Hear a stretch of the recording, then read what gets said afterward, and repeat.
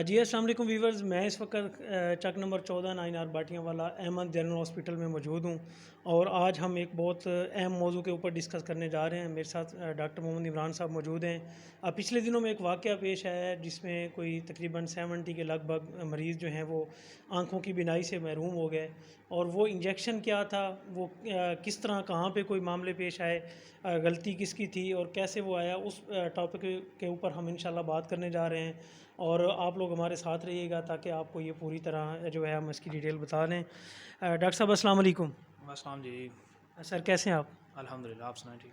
जी अल्हम्दुलिल्लाह। अच्छा डॉक्टर साहब, पिछले दिनों में एक एवेस्टन नामी इंजेक्शन का जो वाक़या आपने भी सुना होगा, बड़ा मतलब कि हाईलाइट रहा है हमारे मीडिया के ऊपर।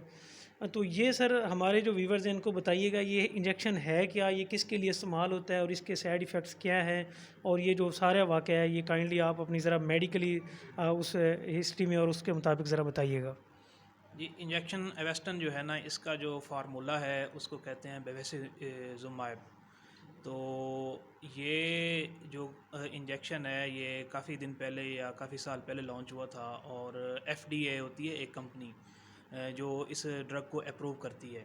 तो उससे अभी अप्रूव नहीं हुआ ये, लेकिन कुछ मेडिसिन ऐसी हैं जो अप्रूव ना भी हों लेकिन डॉक्टर समझता है कि ये मरीज़ के लिए अच्छी हैं तो वो रिकमेंड कर सकता है। तो बेसिकली जब कैंसर होता है ना, तो ये इंजेक्शन कैंसर के इलाज के लिए आया था। कैंसर में होता ये है कि जब कैंसर फैलता है तो उसको खुराक की ज़्यादा ज़रूरत होती है और वो अपनी खुराक हासिल करने के लिए खून की नई नालियाँ बनाना शुरू कर देता है और उन खून की नालियों से ना वो खुराक हासिल करना शुरू कर देता है। अब इंजेक्शन एवेस्टन हम देते हैं कैंसर वाले मरीज़ों को। ये जब बॉडी में जाता है तो ये खून की जो नई नालियाँ हैं ना, उनको बनने से रोकता है, जिससे कैंसर की ग्रोथ कम हो जाती है और वो खुद ब खुद ख़त्म हो जाता है। अब जो शुगर वाले मरीज़ हैं, जिनको शुगर है और वो कंट्रोल में नहीं है, उनमें जो आँख का पिछला पर्दा है जिसको रेटिना कहते हैं, उसमें खून की नई नालियाँ बनने का अमल शुरू हो जाता है और अगर उसको कंट्रोल ना किया जाए या उसका इलाज ना किया जाए तो वो खून की नई नई नालियाँ बनना शुरू हो जाती हैं, बनती रहती हैं और एक दिन ऐसा आता है कि वो आँख की बिनाई से महरूम हो जाते हैं। अब डॉक्टरों ने सोचा कि खून की नई नालियाँ बनने से रोकनी है, तो ये हम इंजेक्शन एवेस्टन जो है ना, ये ख़ास मिक़दार में उन्हें भी, यानी कि उन मरीज़ों की आँखों में लगा के उन खून की नई नालियों को बनने से रोक के जो आँखों की बीनाई महरूम होती है उसको रोका जा सकता है। तो उन्होंने ये इस्तेमाल करना शुरू कर दिया। अब जो कंपनी की तरफ से डोज़ेज़ है ना एवेस्टन की, वो 2 डोज़ेज़ आती हैं। एक 4 एमएल में आती है और एक 16 एमएल में आती है। जो 4 एमएल है उसमें 100 मिलीग्राम इंजेक्शन होता है और जो 16 एमएल है उसमें 400 मिलीग्राम इंजेक्शन होता है, उसकी डोज़ होती है। ये 2 ही डोज़ेज़ जो है ना वो कंपनी की तरफ से आती हैं मार्केट में।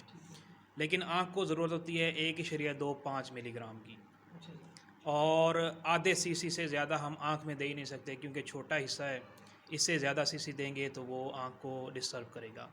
अब एज़ सच जो है ना आँख के लिए डोज़ आ नहीं रही, तो लोग करते क्या हैं या जो स्पेशलिस्ट हैं वो ये करते हैं कि जो 400 मिलीग्राम है ना, उसकी वाइल एक लेके उससे 80 जो है ना वो इंजेक्शन बनाना शुरू कर देते हैं छोटे-छोटे। और ये काम होना चाहिए एक हाइजीनिक एनवायरनमेंट में, बिल्कुल सफाई वाले मामले में। जिस तरह हमारे पास शौकत खानम रिसर्च इंस्टीट्यूट है, उसकी लैब बड़ी अखीर है, यानी कि सफाई के लिहाज से और हाइजीनिक मेजरमेंट्स के लिहाज से, तो वहाँ पे ये होना चाहिए। लेकिन ये जो वाक़ये पेश आया है इसके जो पीछे ज़िम्मेदार है, ये इसी वजह से है कि ये इंजेक्शन जो है ना वो अनहाइजीनिक लैब में और जिसमें सफाई नहीं होती थी वहाँ पे तैयार होना शुरू हो गया है। तो जब ये लगता है तो इन्फेक्शन हो जाता है, इन्फेक्शन होने की वजह से उसकी जो है ना वो आँख की बीनाई महरूम हो जाती है। अच्छा डॉक्टर साहब, आप बताना चाह रहे हैं कि जो ये डिवाइड करते हैं उसको, जो 400 एमएल की है जो आपने मिकदार बताई, वो वैल होती है, उसमें से फिर 80 इंजेक्शन निकालते हैं। अच्छा, कोई ऐसा सिस्टम अगर हो कि ये वैल में ही मतलब बंद है उतनी ही मिकदार में जितनी किसी बंदे को ज़रूरत है, तो इससे सर बेहतरी आ सकती है? जी, जी, कंपनी को चाहिए कि इसी मिक़दार में ना कोई ऐसा इंजेक्शन लॉन्च करे कि वो सिर्फ़ आँख के यूज़ के लिए इस्तेमाल किया जाए। क्योंकि कंपनी के पास मेजरमेंट्स भी होंगे हाइजीनिक और सफाई वाले सारे वो प्रोटोकॉल्स फ़ॉलो करते हैं। तो उसमें जब बनेगा तो वो ये आँख के लिए बहुत अच्छा होगा और ये पहली दफ़ा नहीं हो रहा। लोग कहते हैं कि इनको बैन करें, लेकिन कुछ मरीज़ ऐसे हैं जिनको इस इंजेक्शन की बहुत ज़्यादा अशद ज़रूरत है और वो इस इंजेक्शन के बगैर नहीं रह सकते, जिस तरह कैंसर वाले मरीज़ हैं। और 2016 में ना भारत के जो ज़िला गुजरात में ना ये वाक़या हुआ था, उसमें भी यही इंजेक्शन लगने की वजह से 15 मरीज़ जो है ना उनकी बैनाई महरूम हो गई थी। और बाद में पब्लिक ने कहा कि इनको बैन किया जाए, तो उन्होंने बैन कर दिया। लेकिन इस इंजेक्शन की ज़रूरत की वजह से 2 महीने के अंदर अंदर उन्होंने दोबारा यानी कि बैन उठाना पड़ा और ये लॉन्च करना पड़ा, क्योंकि ये इंजेक्शन इतना ज़रूरी है। और इस वक्त पाकिस्तान में 70 तकरीबन अफराद जो हैं वो मुतासर हो चुकी हैं इस इंजेक्शन से। लेकिन सवाल पैदा ये होता है कि उन बंदों को पकड़ा जाए जो इसके ज़िम्मेदार हैं, जो इस इंजेक्शन को डिवाइड करके अनहाइजीनिक मेजरमेंट्स और उस प्रोटोकॉल को फॉलो करके नहीं बना रहे। बिल्कुल पाबंदी लगाना ये अच्छा नहीं है, क्योंकि ये इंजेक्शन फिर कैंसर के मरीज़ों को लिए और उन मरीज़ों को जिनकी ज़्यादा अशद ज़रूरत होती है उनके लिए फिर ये नादस्तयाब हो जाएगा। अच्छा डॉक्टर साहब, ये जो 70 के करीब मरीज़ हैं जो पाकिस्तान में रिपोर्ट हुए हैं जिनकी बीनाई चली गई है या मुतासर हुई है, अच्छा सर ये वो कोई ऐसी पोजीशन होगी कि ये बहाल हो जाएगी इनकी बीनाई? ये टाइम के साथ साथ पता चलता है। इन्फेक्शन जो है ना जब हो जाता है ना, तो फिर हम एंटीबायोटिक भी देते हैं और उसका रिस्पांस चेक करते हैं। तो ये टाइम के साथ पता चलेगा कि क्या होता है उनके साथ। क्योंकि सर आप फरमा रहे थे ना अपने कि ये खून की नालियां बनने से रोकता है, तो ज़ाहिर बात है जब वो इतना हिस्सा जब डोज ज़्यादा चली गई होगी तो वो तो डैमेज कर दिया होगा उसने सारा सिस्टम, तो उससे मेरे ख्याल में उम्मीद आप ज़ाहिर करते हैं कि ये बेहतर हो जाएगी, मतलब कि उन लोगों की नज़र। उम्मीद तो कर सकते हैं, क्योंकि नई नई जिस तरह टाइम गुजर रहा है, नई नई प्रोटोकॉल्स आ रहे हैं, नई नई टेक्नोलॉजीज़ आ रही हैं, तो हो सकता है वो बिनाई जो है ना वो आ जाए। तो लेकिन मेन जो कल्प्रिट है ना इसके पीछे, वो ये अनहाइजीनिक मेजरमेंट्स में इसकी डोज़ बनाने का है। तो कंपनी को चाहिए कि ना इसकी जो डोज़ आँख के लिए है वो बना के भेजे मार्केट में।